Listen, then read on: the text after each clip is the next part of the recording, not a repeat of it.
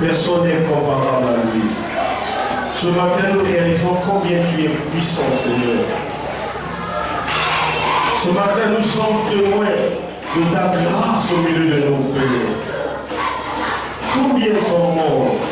Combien n'ont pas pu se réveiller? Combien n'ont pas pu se lever? Mais tu nous as fait grâce, Seigneur. Ce matin, Seigneur, nous te sommes reconnaissants. Ta grâce a été répandue ce matin dans nos vies. Nous sommes l'objet de ta grâce. La Bible dit l'homme n'est pas maître de son souffle pour pouvoir le retenir. Il n'a aucun pouvoir sur sa vie ni sur sa mort. Mais c'est toi qui détiens toutes choses entre tes mains. Tu nous as comptés parmi les vivants. Tu nous as fait don de la vie, Seigneur. C'est une faveur imméritée. Ce n'est pas quelque chose que nous avons payé, Seigneur. Non, nous ne sommes pas allés à la pharmacie pour payer le souffle de vie.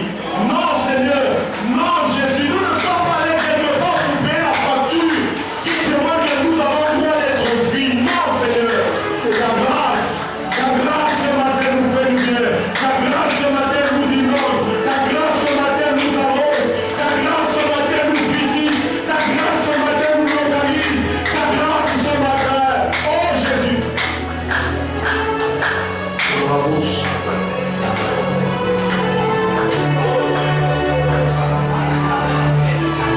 Merci Jésus. Merci Seigneur.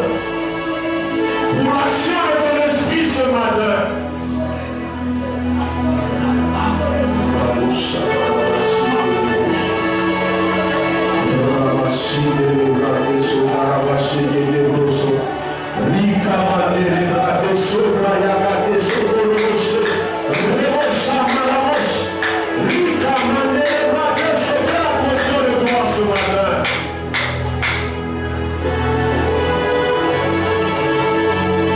Oh Jésus, il est glorieux, il est glorieux, il est glorieux, il est glorieux ce matin Jésus, il est glorieux ce matin, il est glorieux notre Seigneur, il est glorieux Jésus, il est glorieux notre roi.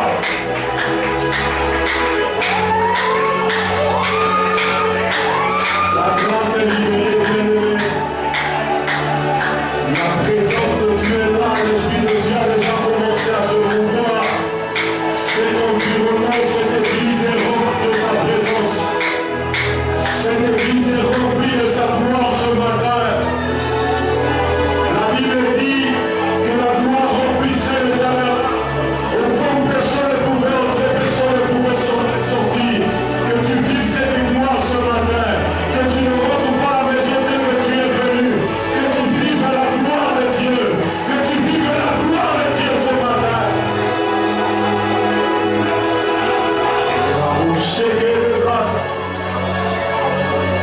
À une personne malade, je dis qu'il y a la guérison disponible ce matin. Je dis qu'il y a la guérison disponible ce matin. Tu as des soucis, je dis qu'il y a une paix disponible aujourd'hui. Il y a une paix disponible ce matin.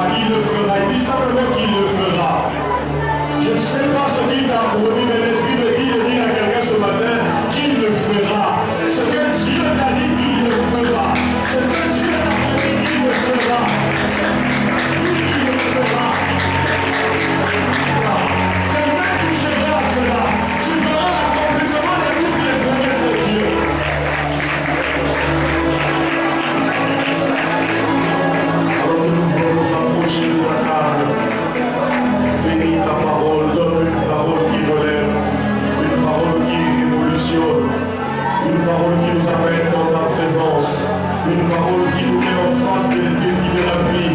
Une parole qui nous donne la force au triomphe devant le monde. Nous voulons cette parole qui vient du ciel. Nous voulons ce pain au miel. Nous voulons cette parole au Dieu qui nous envoie le contrôle, Seigneur. Non pas la parole de l'homme, non pas la parole d'un pasteur, mais une parole qui vient droit du trône. Ce matin, Seigneur, merci. Merci de bénir ce moment.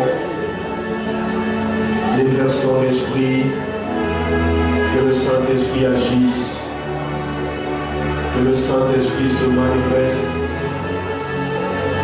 au travers de ce message, qu'une vie soit fortifiée, au travers de ce message, qu'une vie soit relevée, au travers de ce message, Père, que tu parles à un cœur, que tu mettes le point sur les i. Nous voulons écouter ta parole. Bénis-la dans le nom de Jésus-Christ. Amen. Amen. Laisse-moi acclamer pour le Seigneur.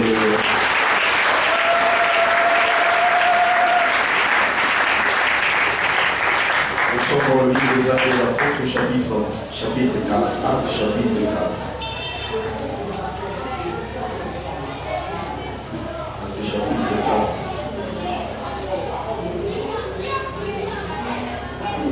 Partie du verset 29. Acte 4, 29 à 31. Ensuite, nous allons lire Acte chapitre 5, 17 à 20.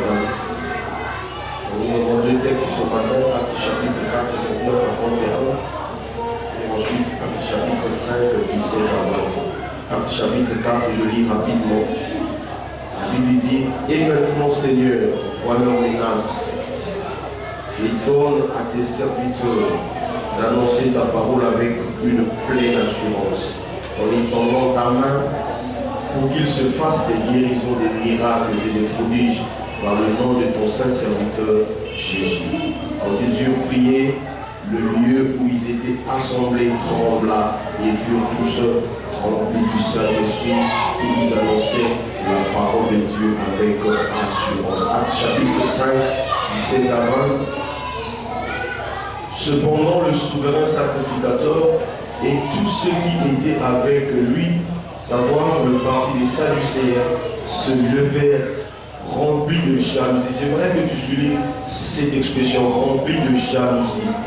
Mirent la main sur les apôtres et les jetèrent dans la prison publique. Mais un ange du Seigneur, voilà la bonne nouvelle, mais un ange du Seigneur, ayant ouvert pendant la nuit les portes de la prison, les fit sortir et leur dit, allez, tenez-vous dans le temple et annoncez au peuple toutes les paroles de cette vie. Amen. Ce matin, j'aimerais te dire, vivre quotidiennement dans la Pentecôte. Vivre quotidiennement dans la Pentecôte. Vous savez, au travers de ce message, nous avons un objectif ou encore un but. C'est que nous voulons montrer les raisons pour lesquelles nous devons vivre quotidiennement dans la Pentecôte. Ce matin, quand nous parlerons de la Pentecôte, nous ferons allusion à la plénitude et à la puissance du Saint-Esprit, c'est-à-dire être rempli et manifester le charisme, manifester la puissance. C'est ça la Pentecôte.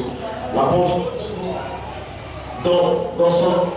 dans sa compréhension première, on fait allusion à cette fête des semaines, à cette fête de la moisson, ou encore au jour où le Saint-Esprit était venu officiellement habiter sur la terre, habiter dans les croyants. Mais au-delà de ces événements-là, la Pentecôte est une réalité que nous devons vivre au quotidien. Certes, le Saint-Esprit est venu un jour, il est descendu sur les croyants, et tu l'as reçu le jour où tu as cru au Seigneur Jésus-Christ comme nos bien-aimés, qui venaient de se faire baptiser. Ceux qui avaient déjà reçu le Seigneur avant, ils avaient déjà le Saint-Esprit, parce que le Saint-Esprit vient automatiquement lorsqu'on donne sa vie au Seigneur.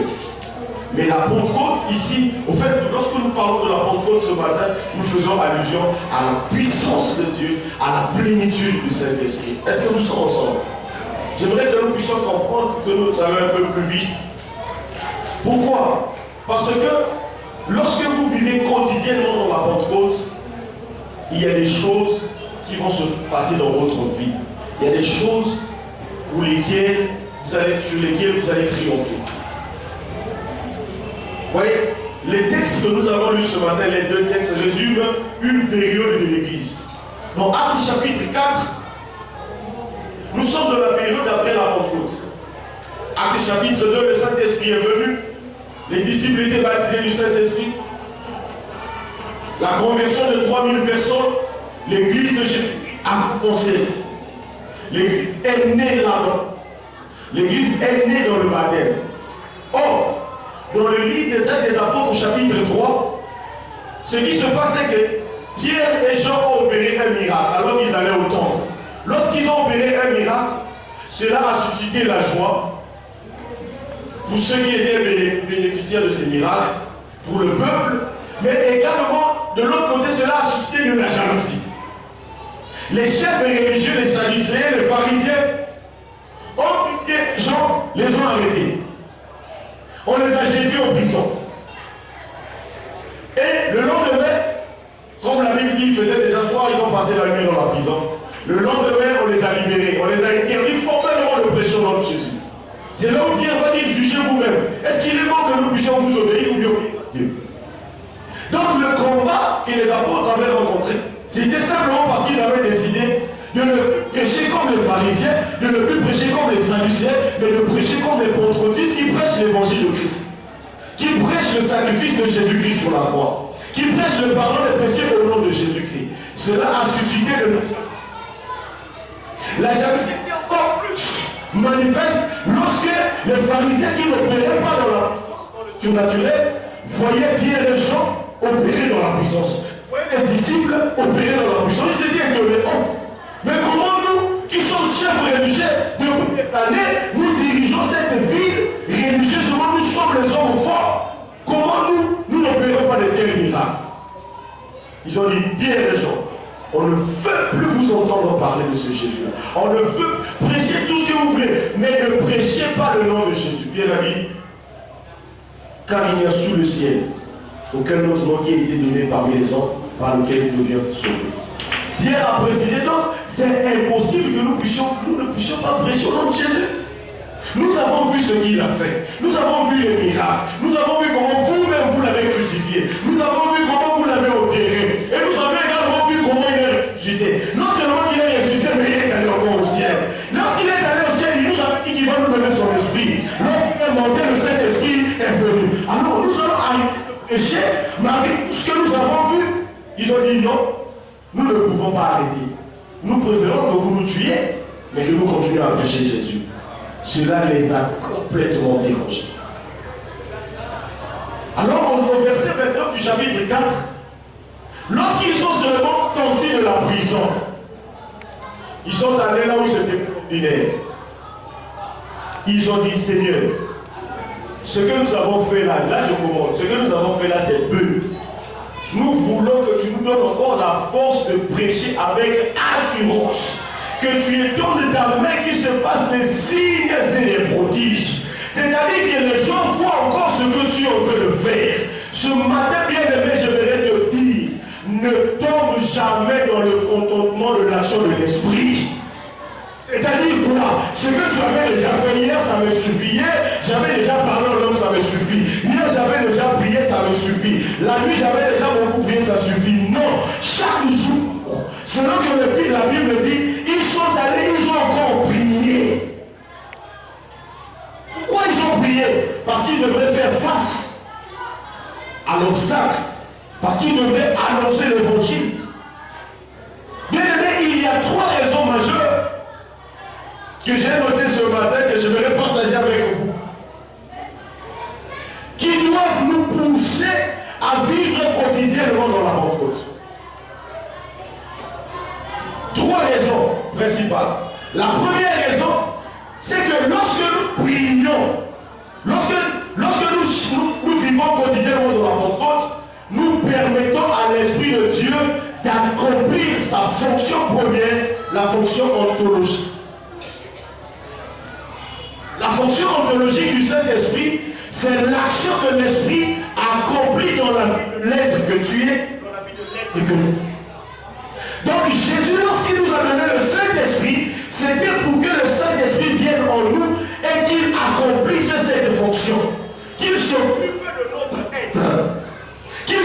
de la personne que tu es, de la personne que je suis. Pourquoi? Parce que c'est le Saint-Esprit qui est l'agent du salut. Jésus qui a accompli l'œuvre de la croix, il a accompli le salut. Il a donné à tous les hommes la possibilité d'être sauvés. Mais le Saint-Esprit, lui, il vient pour prendre salut et le rendre possible dans la vie de ceux qui croient en Jésus-Christ.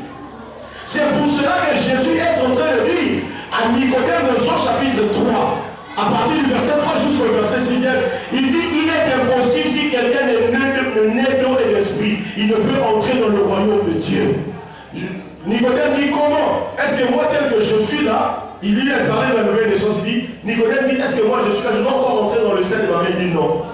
C'est le Saint-Esprit. Tu dois naître d'eau, tu dois naître de l'esprit. Donc le Saint-Esprit vient, premièrement, pour nous donner la nouvelle naissance. Parce que c'est au travers de cette nouvelle naissance que nous naissons dans la famille de Dieu. Nous venons dans le monde, on naissons dans notre famille. Notre mère nous accouche, ainsi de suite. Mais ce n'est pas le cas dans la spiritualité. Dans les choses de Dieu, c'est le Saint-Esprit qui nous prend et qui nous fait naître dans la famille de Dieu, qui nous incorpore dans la famille de Dieu, qui nous introduit dans la famille de Dieu. C'est ainsi qu'on parle de la nouvelle naissance. Jésus a insisté sur cela. La deuxième action de l'Esprit, toujours dans cette fonction-là, c'est que le Saint-Esprit vient pour nous justifier. Là où on nous avait condamnés, lui il vient pour nous justifier. L'apôtre Paul dit, il n'y a donc maintenant aucune condamnation pour ceux qui sont en Christ. Car la loi de l'esprit de vie nous a affranchis de la loi du péché et de la mort. Le Saint-Esprit vient là où on nous avait condamnés pour nous justifier. Et cette justification n'est possible que lorsque nous cherchons à vivre quotidiennement dans la Pentecôte. C'est-à-dire dans la plénitude de l'esprit. Il ne s'arrête pas là, il va dans la sanctification. Il nous aide à vivre la vie chrétienne. Il nous aide à marcher selon les principes de Dieu. Il nous aide à vivre la vie qui plaît à Dieu. Alléluia. Il est important de comprendre que si nous devons marcher quotidiennement dans la Pentecôte, la première raison c'est que lorsque nous le faisons, nous permettons au Saint-Esprit d'accomplir sa fonction première. La fonction qui s'occupe de l'être, la fonction qui s'occupe de l'homme, la fonction qui s'occupe de la personne, la fonction qui s'occupe du caractère. Le Saint-Esprit nous aide à produire le caractère de Christ. C'est pourquoi l'apôtre Paul dit, dans Galates chapitre 5, verset 22, il dit, mais le fruit de l'esprit c'est quoi? Le fruit de l'esprit c'est quoi?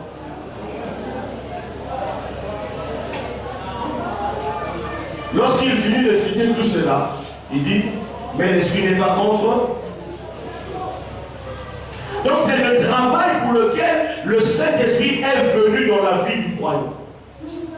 Et quand vous cherchez à vivre quotidiennement dans la Pentecôte, vous lui permettez d'agir encore davantage dans cette fonction-là, de se manifester encore davantage. La Bible dit ceci, n'attristez pas le Saint-Esprit. Éphésiens chapitre 4, verset 3. N'attristez pas le Saint-Esprit. On l'attriste comment? Lorsqu'on ne cherche plus à vivre quotidiennement dans la Pentecôte, c'est-à-dire dans la plénitude. 1 Thessaloniciens 5, 19 dit, n'éteignez pas l'esprit. Donc l'esprit peut s'éteindre. Dans la fonction, dans le cerveau où l'esprit est vu comme le feu, il peut s'éteindre. C'est ainsi que nous, en tant que chrétiens, en tant qu'enfants de Dieu, nous devons chercher à vivre quotidiennement dans la Pentecôte. Si nous le faisons alors, nous allons permettre au Saint-Esprit d'agir, d'accomplir sa mission, d'accomplir sa fonction première, qui est de nous aider à vivre la vie de Dieu, à mener une vie qui plaît à Dieu, à mener une vie remplie du fruit de l'Esprit, à manifester le caractère de Christ, à grandir dans la foi. Nous nous tardons sur des choses secondaires. Mais nous ne mettons pas l'action sur les choses qui viennent avant. Le miracle, c'est bien. Les dons spirituels, c'est bien. Mais on peut avoir des dons spirituels et avoir un vilain caractère. Un caractère qui ne reflète pas Christ. Cherchez la Pentecôte pour vivre, pour permettre au Saint-Esprit d'accomplir cette fonction. L'apôtre Paul dit, Éphésiens chapitre 5, verset 18, il dit, ne vous énivrez pas du vin, c'est de la débauche. Il fait une comparaison parallèle. Il dit, ne vous énivrez pas du vin, c'est de la débauche. La débauche, c'est l'ensemble des comportements qui vont à l'encontre des mœurs. Et quand quelqu'un est ivre du vin, il peut pisser des larmes. Quand quelqu'un est ivre du vin, il peut commencer à dire n'importe quoi. Il peut insulter, il peut faire n'importe quoi. Il dit, quand quelqu'un est ivre du vin, voilà les conséquences, c'est la débauche. Un comportement déréglé. Un comportement qui ne convient pas. Il dit, soyez au contraire. Donc, au lieu d'être ivre du vin, mais soyez ivre du... Soyez au contraire remplis de l'esprit. Là, il appelle les chrétiens à marcher chaque jour dans la Pentecôte, à marcher chaque jour dans la plénitude du Saint-Esprit. Ainsi, lorsqu'on est ivre du Saint-Esprit, on va commencer à manifester les caractères, le fruit de l'Esprit. Ce qui plaît à Dieu, ce qui est conforme à la volonté de Dieu. Il y a des gens qui tombent dans le contentement. C'est un danger. Pourquoi? Vous allez croire que vous êtes plein alors que votre réservoir était déjà vide. Parce que vous avez prié hier. Parce que vous avez prié avant-hier. Peut-être que vous avez jeûné il y a 2 semaines. Vous dites, j'avais déjà prié, j'avais déjà jeûné. Non. Chaque jour, attiser le feu. Chaque jour. Cherchez à être rempli du Saint-Esprit. La deuxième raison majeure que nous avons notée ce matin, pour permettre au Saint-Esprit d'accomplir sa fonction missiologique. La mission. Pour permettre au Saint-Esprit d'accomplir, si nous devons vivre quotidiennement dans la Pentecôte, c'est pour permettre, deuxièmement, au Saint-Esprit d'accomplir sa fonction missiologique. Il est venu pour l'ontologie s'occuper de l'être, s'occuper de l'homme, s'occuper de la personne, s'occuper du caractère, mais il est aussi venu pour que nous puissions accomplir la mission de Dieu. Pierre et les autres ont dit, étonne au verset 29, étonne à tes serviteurs d'annoncer ta parole. Voilà la fonction, si on peut dire comme en mathématiques, la fonction dérivée. Si l'ontologie est la fonction première, la missiologie est la fonction dérivée. C'est-à-dire c'est l'expression conjuguée de la première fonction. C'est-à-dire pour que la première fonction, la deuxième fonction soit possible, on doit d'abord partir par la première fonction. On ne peut pas aller servir Dieu si on n'est pas régénéré. On ne peut pas aller annoncer l'évangile si on n'est pas converti. On ne peut pas aller annoncer l'évangile si on n'est pas né de nouveau. On ne peut pas faire la mission si on n'est pas enfant de Dieu. Vous allez faire la mission mais vous allez échouer. Vous allez faire la mission mais vous n'allez pas avancer. Lorsque vous êtes né de nouveau, ce qui suit après c'est la fonction seconde, la fonction deuxième. La fonction dérivée, c'est la mission. Il dit, étonne à tes serviteurs d'annoncer avec assurance. Vous savez, quand vous priez selon la volonté de Dieu, Dieu exauce toujours. Vrai ou faux? Quand vous priez selon la volonté de Dieu, Dieu exauce toujours. Ils n'ont pas dit, Seigneur, tue nos ennemis. Non, ils disent, donne-nous seulement. Nous ne voulons pas les tuer. Ah, j'aimerais dire à quelqu'un, va vous fatiguer. Qu'il voie. Qui ne meurt pas bien aimé, qu'il voie ce que Dieu fera avec toi. Il dit, donne à tes serviteurs d'annoncer avec assurance la parole, avec une pleine assurance. La Bible dit au verset 31, quand il eut prié, le lieu où j'étais assemblé trembla. Ils furent tous encore remplis. Wow. Ce qui est merveilleux, c'est qu'avec Dieu, je me réveille Le matin, je dis Seigneur, remplis-moi de ton esprit. Je marche 1 heure du temps, après je dis Seigneur, remplis encore, il remplit. Tu es disponible pour nous remplir à chaque instant que nous en aurons besoin. Chaque jour de notre vie, nous avons besoin du Saint-Esprit. Parce que lorsque nous sommes remplis du Saint-Esprit, nous serons en mesure d'annoncer l'évangile. Nous serons en mesure de proclamer Jésus. Il y a des gens qui sont tellement faibles dans leur corps, ils sont tellement faibles dans leur esprit, ils sont tellement faibles dans leur contact qu'ils sont incapables d'annoncer Jésus. Et vous, j'aimerais vous dire que vous avez besoin de la plénitude du Saint-Esprit. Ils n'ont pas dit non, hier nous avons déjà fait des miracles, hier nous avons déjà fait ceci, hier nous avons déjà fait cela, hier nous avons déjà prêché, hier nous avons déjà guéri, hier Dieu s'était déjà manifesté. Non, moi j'aime dire dans ma façon de voir les choses avec Dieu.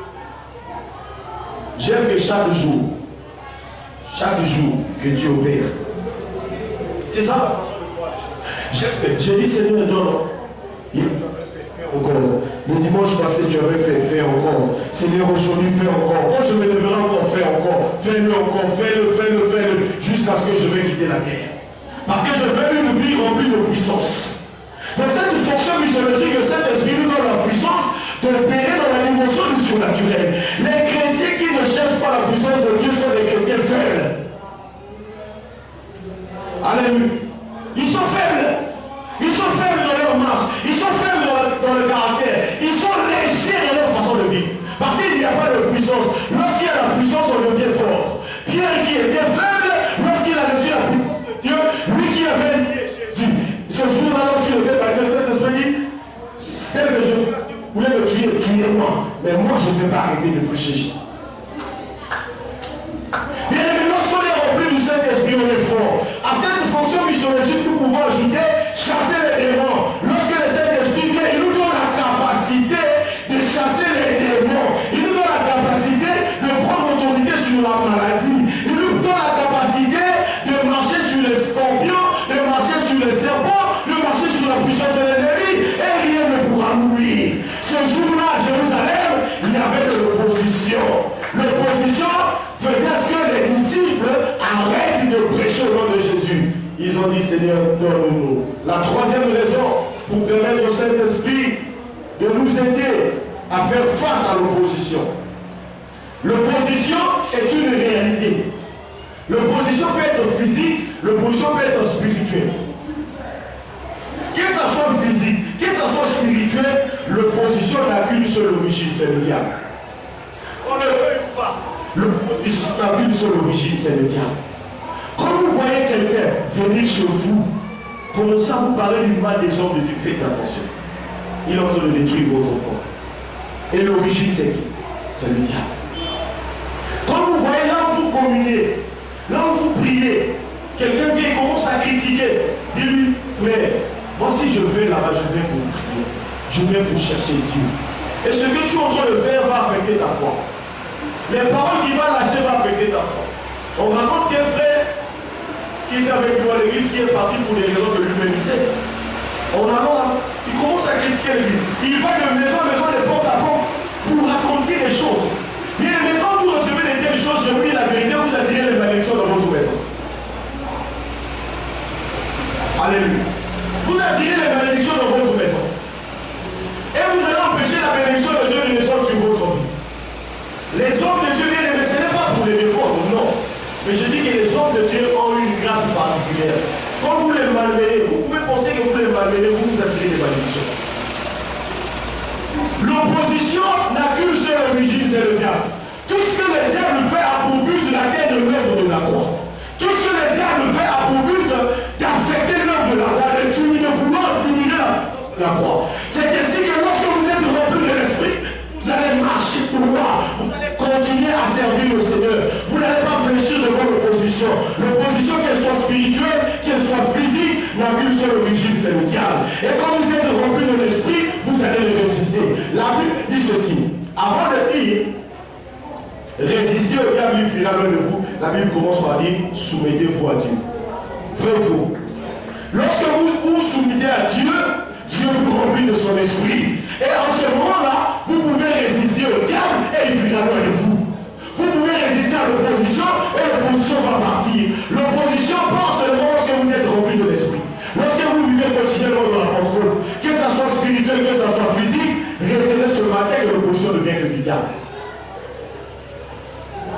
Si quelqu'un veut quitter l'église, il n'a qu'à quitter l'église sans problème. Si tu quittes, Dieu va envoyer quelqu'un d'autre. La seule personne indispensable à l'œuvre de Dieu, c'est le Saint-Esprit lui-même. C'est ainsi que vous pouvez voir les hommes de Dieu partir, mais l'œuvre continue à exister. Parce que le propriétaire de l'œuvre, c'est le Saint-Esprit. Et nous avons besoin de communier, c'est-à-dire de coopérer avec lui, de communier avec lui, pour que cette œuvre-là reste vivante. Si nous coopérons avec l'Esprit, si nous marchons dans la plénitude, si nous marchons dans la Pentecôte de chaque jour, l'œuvre de Dieu va aller de l'avant. Quelle que soit l'opposition, quelles que soient les difficultés que vous allez rencontrer, si réellement Dieu vous a appelé et que vous marchez dans la Pentecôte, vous marchez dans la plénitude, bien aimé, vous irez très loin.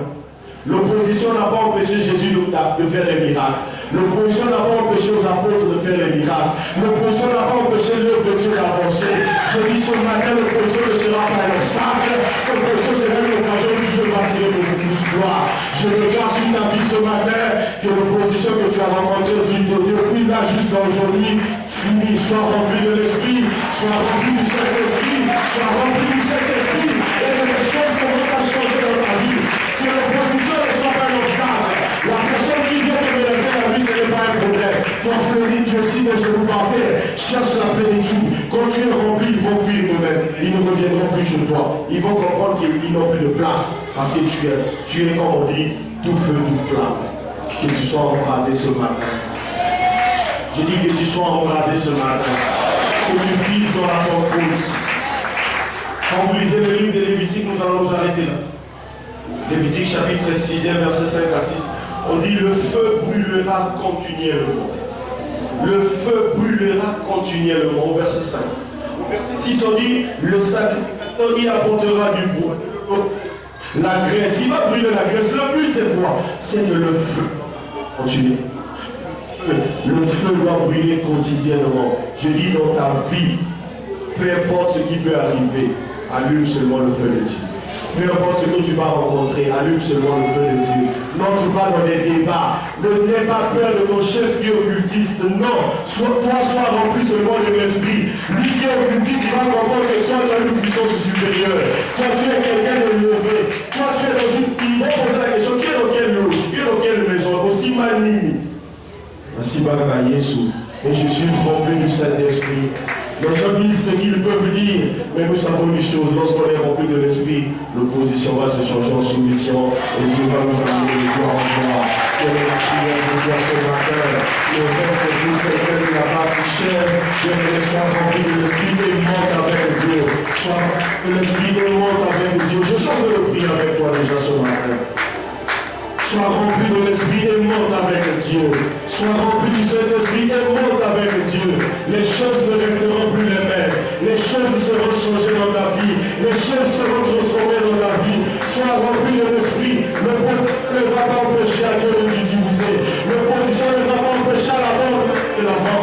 L'opposition ne va pas empêcher à l'église de construire. À nous de construire. L'opposition ne sera pas l'obstacle à la construction de l'église.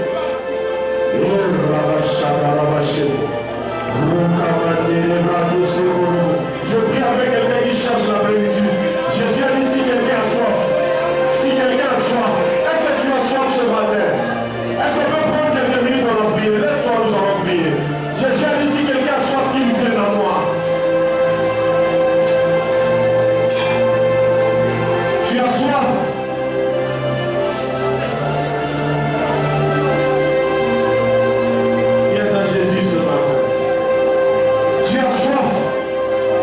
Viens à lui ce matin.